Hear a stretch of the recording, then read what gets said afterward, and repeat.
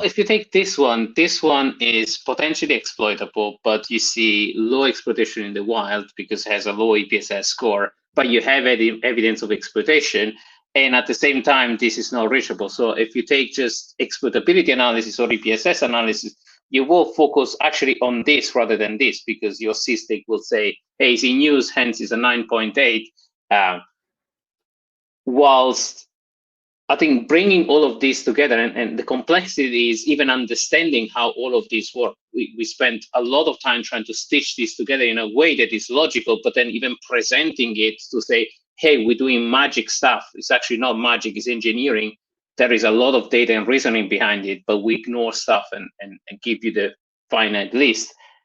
It depends from where you come from. If you're coming from an infrastructure background and patching background, you will trust EPSS or has this an exploit or not more than reachability analysis because you don't understand or you haven't been exposed to how to the hell of container. Yeah.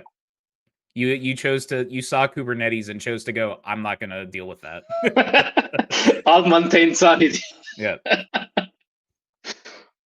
And then you have the other aspect that I think surprised me how much we can offload from this. Like looking at if a container is even in use, because patching a container is just upgrading a version and seeing if that version is actually running.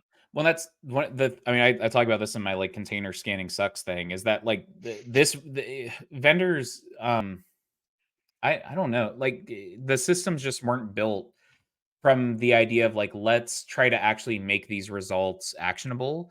They're just like these dumb scanners that are saying, here's all the vulnerabilities on this image. And okay. But because a lot of times you don't even need to change anything. And this is why even like, there's some vendor approaches out there that really drive me extra crazy because they're acting like the problem is with the base image. And the like, if you just redeploy an image, you're going to get all the packages from the upstream maintainer.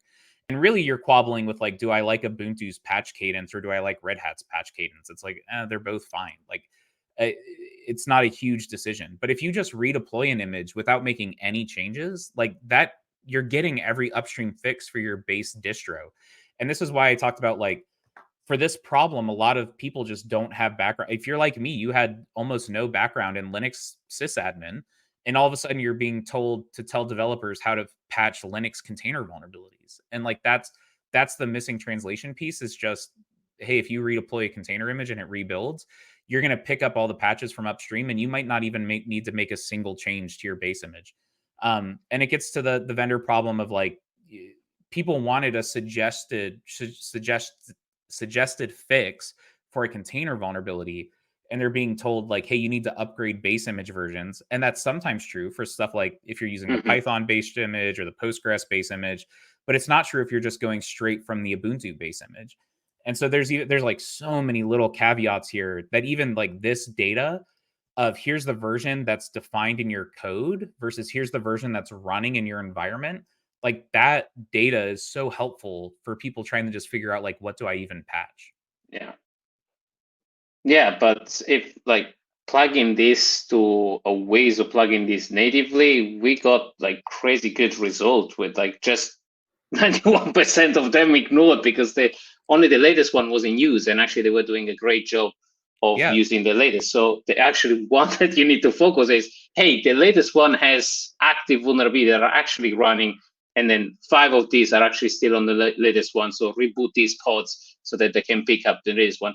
But that's the crazy part of container vulnerability patching is like rebooting a node will actually patch the node because it will rebuild it with the latest one.